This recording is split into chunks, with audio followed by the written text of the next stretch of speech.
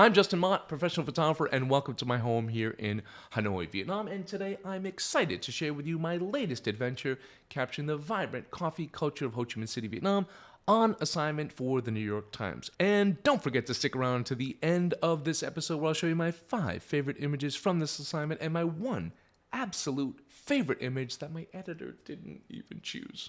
What a bummer. Anyway, you'll get to see it. But before we dive in, I just want to give a gigantic thank you to WOTANCRAFT Bags for sponsoring this episode. I've been using their bags for over a decade now, and in fact, I used my Pilot Series 10-liter shoulder bag for this assignment that I'm about to talk about. So if you're a camera bag aficionado and you like modular bags, high quality and beautiful, check out the link in the description box below. So I'll start with the assignment process. So first, the New York Times travel photo editor will reach out to me, usually email, used to be a phone call. No one makes phone calls anymore. She'll tell me the location of the story and ask for my availability and then ask if I'm interested in shooting it. I'll look at the story, I'll look at my calendar, and I'll say like, oh, that sounds interesting. This story was about coffee culture. I thought that would be incredible to do. I love coffee, so this would be a lot of fun. So if and only if I agree to do the story, will I get the exact details of the story, because I don't want someone else to like steal the story. So I agreed, I got the rough draft. The story was about the old and new coffee culture scene in Ho Chi Minh City, which is only about a 2-hour flight from me here in Hanoi.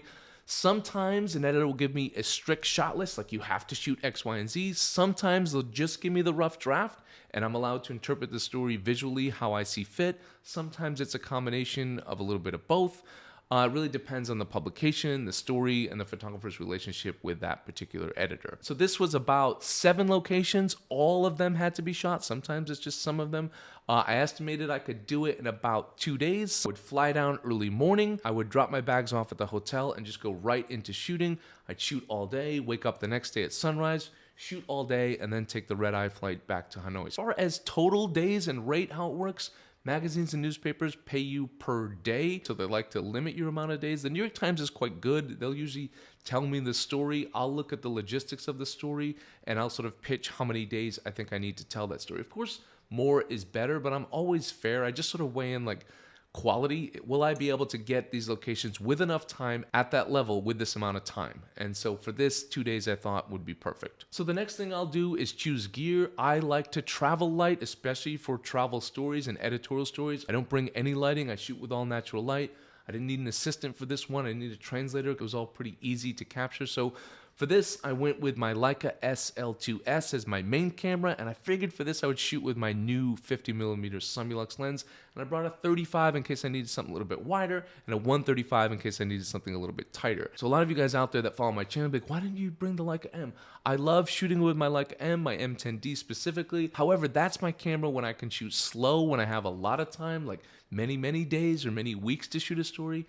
This isn't the case. This is the kind of story where I have to shoot a lot in a short period of time. So the M goes as my number 2 camera. I don't shoot with 2 bodies on at once, typically, not for something like this. So the M is really just in there as my little break if needed camera. Well, don't break if needed. It's a very expensive camera, but it's just my backup camera that I know I can still finish the assignment if need be. But the SL2S is going to be better for a situation like this where I need to shoot a lot in a short amount of time. So with 7 locations and about a day and a half of shooting, I just planned strategically on which places to go and how much time to spend at these places depending on how much the writer talked about them, what I thought would be the best time to go there for good light, and also to capture the environment that they mentioned. So I started with a place called Cafe Vot, because the writer mentioned early in the morning, there's a lot of people pulling up on motorbikes, getting their coffees quickly to go. They get their coffees in a little plastic bag, a little plastic cup, and they latch them to their bikes and they take off. There's a hustle and bustle to it. That's the right time to be there. Sunrise, first thing in the morning. In Vietnam, people are up early and they're doing things early even before sunrise. So I figured that would also be the best spot for me to capture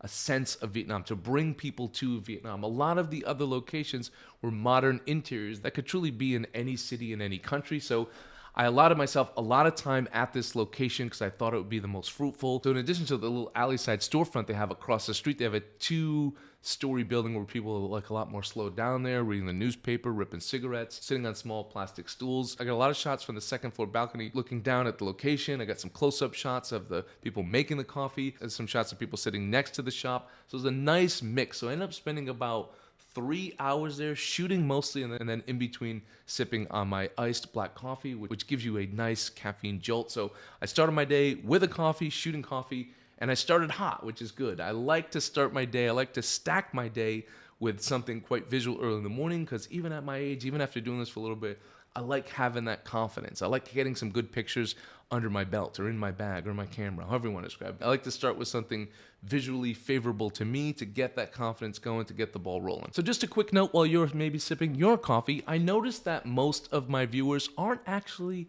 subscribers to my channel. So if you don't mind taking a moment to help a photographer out, hit the subscribe button. It really does help the channel. It helps me get sponsors. More importantly, it helps me get the right sponsors, the right fit for my channel. And also it helps me create more content like this. So if you don't mind, take a moment and subscribe. I would greatly appreciate that. All right, so the rest of the trip was a lot of going back and forth, shooting some stuff on the street, trying to capture people with their coffees latched to their motorbike from the side of the road, trying to capture some general ambiance of Ho Chi Minh City. Getting a lot of the modern way of making coffee with these like siphon containers and burners and a lot of like interesting things, and then the old school way of making it. Detail shots of the coffee, a detail shot of food, general ambiance of these locations. Really nice mix of the old and the new. So a lot of interior shots, which is not what I'm into. Usually interior light is quite gross. So just a little tip here, what I do, anytime I'm trying to photograph, like the writer mentioned, a specific type of coffee or specific type of food, or any sort of detail shot, I will take that and put it by the window. I'll take it outside if that's a possibility. So at one location, the workshop, very modern industrial interior, the writer had specifically mentioned a couple different types of coffee to get there. And so I noticed a little shaft of light by one window. So I set up shop there. I ordered the food that the writer mentioned, these pancakes. And I always have to remember, like when the food comes, oh wait, don't eat it. So like my first reaction is eat it. But I'll put it in that good light and I'll try to work it for a little bit. I look funny doing it. I would say I look a lot less funny doing it now than I used to. That's one of the big advantages of like Instagram and all these like influencers, is that I don't look as weird as I used to. I don't draw any attention like I used to just taking pictures. People just think like, oh, that's like an old dude that's an influencer with a Leica or whatever they think. They don't really think twice about it because they're busy documenting their own life. So I don't look nearly as strange as I did doing these kind of assignments 10 years ago. And on another note, people always ask me about access. They'll say like, do you call ahead? Do you plan ahead? Typically, no. Typically, I just show up unannounced for a story like this, a place where your average person can go in. Of course, if it's like a factory, I need to shoot it. I need to explain who I am and what I'm doing, unless I'm going undercover like I did in Bangladesh that time and I pretend I'm doing something else. But typically for a travel story, I'll show up. I want it to be as authentic as possible. That's also what the New York Times wants. I don't want them setting anything up just because I'm there. I want to experience it. I want to document it the same way your average person would see it. Of course, I have to ask for permission for stuff. Like one location, they were doing a coffee workshop. I have to ask all the participants, are they okay with being photographed?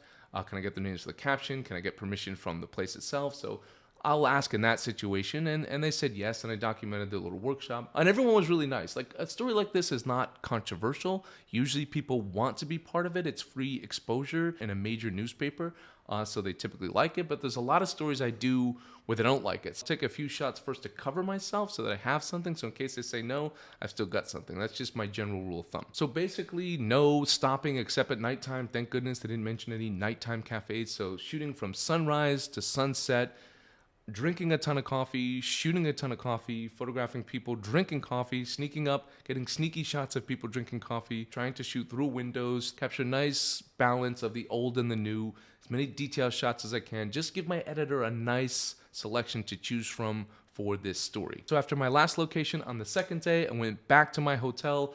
Couldn't find my passport. That freaked me out for a bit. It sort of fell out of my bag in the room and it was just in there lost and found. Once that whole ordeal was sorted out, I headed to the airport. The caffeine buzz sort of wore off and I got a little exhausted, passed out on the plane. I got back to my home office here in Hanoi. I sifted through about 2,500 images total. Of those 2,500 images, I narrowed down a selection from the 7 locations to about 125 images, which I then put all the metadata in. That's the assignment code, that's the location, that's my name, and then of course all the caption information as well.